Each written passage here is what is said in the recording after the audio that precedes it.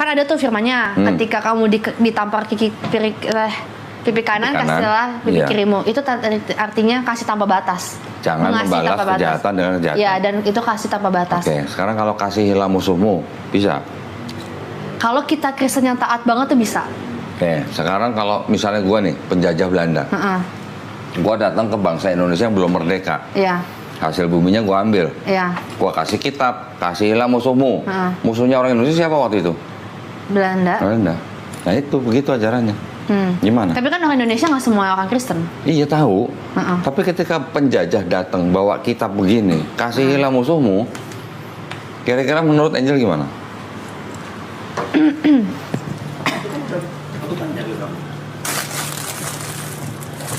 Jangan sangka Bible itu nggak bisa dimodifikasi. Ini juga Bible nih. Judulnya apa? The Negro Bible. Diterbitkan kira-kira tahun 1836 untuk budak-budak kulit hitam di Amerika Latin. Kejadian berapa pasal? Ingat nggak? 50 pasal. Dibuang tinggal 14 pasal. Keluaran 40 pasal jadi 2 pasal. Imamat 27 pasal jadi 0. Banyak yang jadi 0 tuh, dibuang. Banyak yang 0. Ini yang diberikan kepada budak-budak kulit hitam. Lo bacanya yang ini ya, gitu. Nggak boleh baca yang full. Gitu. Tujuannya apa? Supaya budak-budak itu nggak berontak. Ya. Tahu dong warna ini, tahu dong. Iya. Warna apa? Warna pelangi. Iya. Lambang siapa kalau warna pelangi? LGBT. Nah, ini Bible khusus buat orang-orang LGBT. Oke. Apa yang dirubah? Beberapa ayat terjemahannya dirubah. Tujuannya apa? Supaya menghilangkan misinterpretasi kepada homofobik. Pernah dengar King James? Bible King James pernah dengar? Pernah dengar. Aslinya dia disebut Queen James sama orang-orang teman-teman dia. Jadi King James itu sebenarnya seorang bisex. Banyak sih emang, gereja setan di Amerika aja tuh banyak banget. Itu ada Bible gereja Iya, setan. gereja setan tuh banyak. Ya, banyak banget di sana. Jadi ketika ada kelompok yang berbeda, kelompok yang ini pasti selalu akan menuduh yang lain sesat, bidat, bidat, saling membidatkan, semuanya begitu. Ketika ada pandangan yang beda dikit, bidat gitu. Betul. Buat orang Unitarian, Angel sesat. Buat orang Oneness, Angel sesat. Betul. Gitu. Saling membidatkan gitu. Di gereja setan tuh ada banyak di Amerika. Sekarang, menurut Angel, Ya. Kan Angel bilang ini kitab suci kan? Iya. Yang ini. Ya, yang ini. Iya. Yang ini kitab suci bukan? Itu ketahuan banyak banget. Bahasa Indonesia. Makan loh. Kita sebut. Pasti nggak pernah ngeliat. Dari barat sampai timur. Ya, pasti nggak pernah ngeliat. Karena apa? Katolik. Karena kitab ini tidak diperjualbelikan. Kitab Katolik juga ada yang begini nih. Ini juga kitab Katolik. Tapi lebih tipis. Kenapa? Karena di sini nggak ada tafsirnya. Kalau yang ini ada tafsirnya. Oke, sekarang pertanyaan saya ke Angel. Kalau ini disebut sebagai kitab suci, kalau di dalamnya ada ayat yang tidak asli, gimana? Bisa nggak disebut ini kitab suci? Nggak bisa lah kalau nggak ada ayat yang asli. Oke, sekarang moment of truth berarti. Itu kitab Katolik ya? Katolik. Nah, ini isinya 66 kitab atau 66 buku. Ini isinya 73 buku atau 73 surat. Dulu ketika Martin Luther mendirikan Protestan, yang dipegang Martin Luther juga ini. Tapi Martin Luther bikin Bible-nya sendiri dengan menyalin dari sini, tapi yang 7 kitab dari sini ditolak sama Martin Luther. 7 kitab itu namanya Deuterokanonika. Iya, Deuterokanonika. Pernah dengar ya? Belajar, bukan pernah dengar, pernah belajar. Nggak belajar. Dianggapnya bukan firman Tuhan kan? Iya. Oke. Sekarang kitab ini adalah tulisannya apa nih? Tidak untuk diperdagangkan. Nggak bakal bisa cari dapat di toko buku, nggak ada. Kok Dodi dapat?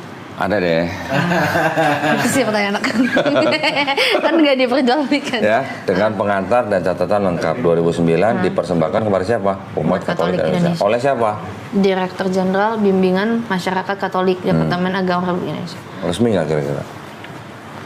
Resmi dong. Ya. Angel sebagai yang pernah menjadi Kristen sekian tahun, tahu nggak yang menurut Angel itu ayat yang mengajarkan konsep Trinitas itu ayat yang mana? Yang gimana? Satu ayat di dalam Bible yang mengajarkan konsep Trinitas tuh ayat yang mana? Trinitas. Tahu kan Trinitas kan? Yang Tritunggal itu? Iya, Tritunggal, Trinitas sama aja. Oh, oke. Kristen bukan sih? Kristen. Ini Lu Kristen kan tanya apa sih? Islam juga lu ngerti gak? Boleh tanya aku kalau tentang Islam. Kalau Kristen gue kagak tahu. 1 Yohanes. Makanya belajar dulu, login dulu. 1 Yohanes pasal 5 ayat 7. Coba baca. Yang merah ini. Pasal 5, iman mengalahkan dunia. Pasal 5 ayat 7. Sorry, oke, ayat 7. Kesaksian tentang anak Allah.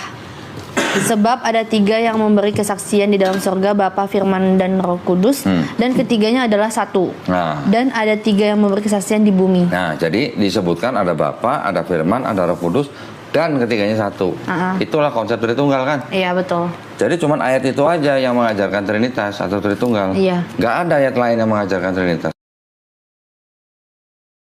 Kecuali ini. Yang paling lengkap gitulah. Kalau Matius 28:19 menyebutkan Bapa, Putra, dan Roh Kudus. Betul. Tapi tidak disebut satu. Ya kan? Yang nyebut satu cuman ini. Nah, ini ada nih. Sama nggak dicek ayatnya? Bunyinya sama nggak? Coba bandingin. Ini sama itu tadi. Baca. Sebab ada 3 yang memberi kesaksian di dalam surga, Bapa, Firman, dan Roh Kudus, dan ketiganya adalah satu. Dan ada 3 yang memberikan kesaksian di bumi. Sama nggak sama Sama. itu? Ini punya Protestan, ini punya Katolik. Isinya sama kan? Sama. Karena yang ada 66 kitab di situ ya ada di sini gitu. Iya. Terus kenapa ini jadi Bible? Makanya baca nih yang di garis bawah. Yang di bawah. Oke. Di dalam surga, di bumi, bagian ayat ini tidak terdapat dalam naskah-naskah Yunani yang paling tua dan tidak pula dalam terjemahan kuno, bahkan tidak dalam naskah-naskah paling baik dari Vulgata. Bagian ini kiranya aslinya sebuah catatan di pinggir halaman salah satu naskah terjemah Latin yang kemudian disisipkan ke dalam naskah-naskah oleh penyalin dan akhirnya bahkan disisipkan ke dalam beberapa naskah Yunani. Karenanya bagian ini pasti tidak asli. Tidak asli kata lainnya apa? Palsu. Lu yang ngomong ya, bukan gua kan? Tidak asli kan palsu. Nah, iya, lu yang ngomong palsu kan, bukan gua kan? Udah tidak mau.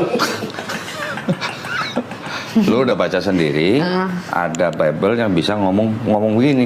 Dan ini nggak cuma satu yang begini. Banyak belasan ayat-ayat yang tidak asli. Di dalam, jadi kalau di situ kan nggak ada catatan begini kan, ini ada catatan itu, makanya jauh lebih tebel. Sekarang gua tagih, kalau ada kitab yang dianggap kitab suci, ada ayat yang palsu, kitab suci bukan? Kalau ada yang palsu ya bukan kitab suci. Jadi Palsu. Bible ini yang kamu pahami? Kalau yang kau pahamin ya sama ini ya, ini kan Bible kan banyak macam nih.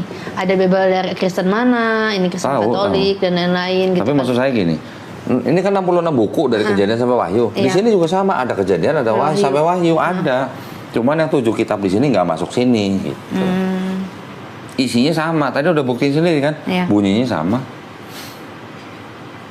Jadi gimana ceritanya Angel mau menyandarkan keselamatan kalau menyandarkan keselamatannya dari ayat yang tidak asli, pakai pasti lagi. Baca lagi. Pasti tidak asli. Tapi bukannya Al-Quran itu 80%-an kebanyakan ngikutin dari Alkitab ya. Gini. Karena kan Islam itu kan bukannya agama terakhir yang menyempurnakan katanya. Terus?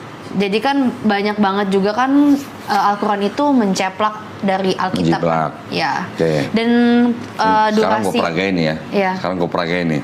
Ini orang Islam kan? Alhamdulillah. Alhamdulillah. Ini gue peragain nih ya. Nih abang-abang dua nih. Saya tanya, di Quran ada nggak cerita Nabi Nuh mabok anggur telanjang? Ada nggak? Ada nggak? Dalam Quran jangan-jangan nggak tahu lagi. Hah? Nggak tahu. Nggak tahu atau nggak ada? Ini nggak tahu. Nggak tahu. Nggak baca Al-Quran anjir. Perasaan nggak ada. Masa pakai perasaan? Ya pakai perasaan lah. Enggak ada.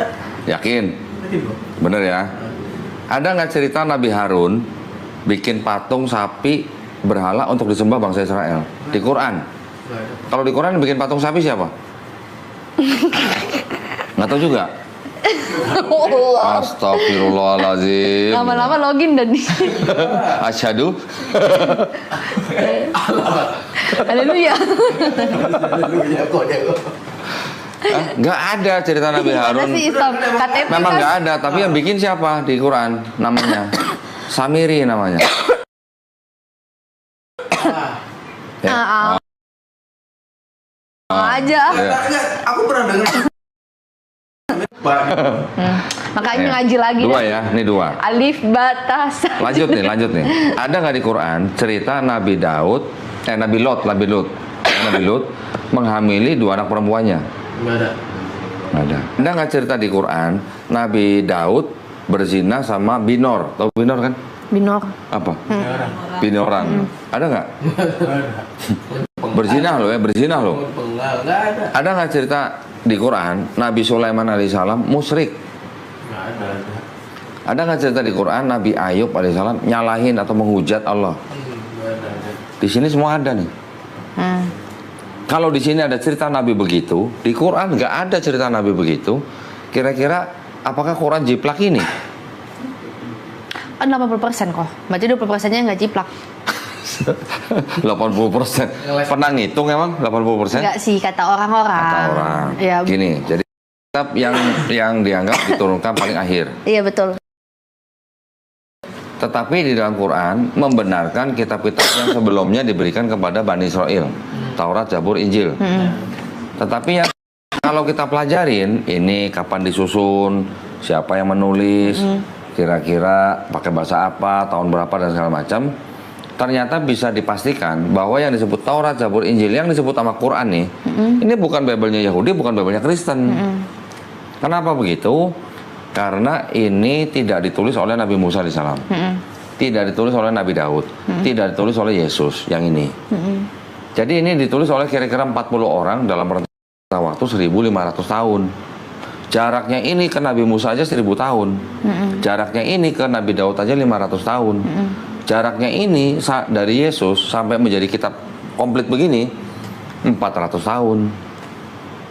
Menurut ahli-ahli perjanjian baru sendiri, yang nulis 4 gospel, yang cerita Yesus, Matius, Markus, Lukas, Yohanes, ini bukan orang-orang yang saksi mata langsung, juga bukan orang-orang yang mengenal saksi mata langsung. Jadi yang nulis itu orang-orang yang pendidikannya tinggi gitu. Murid-murid Yesus emang ada yang pendidikan tinggi, kecuali Matius, nelayan gitu loh. Nah, Yesus berbahasa apa? Yang Angel tahu. Bahasanya apa? Bahasa Roh Kudus. Bahasa Roh. Tahu nggak Bahasa bahasa Roh? Tahu nggak? Tahu nggak bahasa Roh? Bahasa. Yang sandalawas itu. Iya. Iya lagi. Bener-bener. Iya bahasa Roh kayak gitu. Tahu nggak Yesus ngomong kira-kira tuh ngomong bahasa apa? Bahasa Ibrani. Ibrani untuk ibadah. Bahasa sehari-harinya apa? Bahasa Aramaik. Aramaik. Tuh, Aramaik. Oke. Betul-betul aja deh. Ya emang bener. Aramaik. Ya. Kan nonton YouTube dapat ondir. Kira-kira pernah nggak Yesus ngomong bahasa Yunani? Nggak tahu. Aku nggak tahu. Nggak akan pernah. Karena orang-orang Israel pada waktu itu memang sedang dijajah sama Yunani. Ya kalaupun bisa mungkin sepatah dua kata-kata lah. Berarti bukan bahasa Inggris ya kok? Bukan lah, apalagi bahasa Inggris. Nggak. Nah. Jujur aku nggak tahu. Oke, sekarang Yesus nggak ngomong bahasa Yunani. Murid-murid Yesus yang tidak berpendidikan juga nggak ngomong bahasa Yunani. Ini kok tiba-tiba kitabnya dalam bahasa Yunani gitu. Itu indikasi bahwa yang nulis itu bukan orang-orang yang kenal Yesus gitu. Bukan orang-orang yang pernah ngopi bareng Yesus. Ini gua ada bagian itu. Sejarah penyusunan Bible itu semuanya ada tuh. Tahun-tahunnya gitu. Semuanya ada. Ya, ini bukan gua ngada-ngada, memang ada orang yang bikin itu.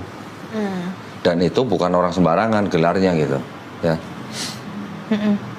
Nah, jadi kalau mau dibandingkan dengan Quran, Quran itu boleh dikatakan begini.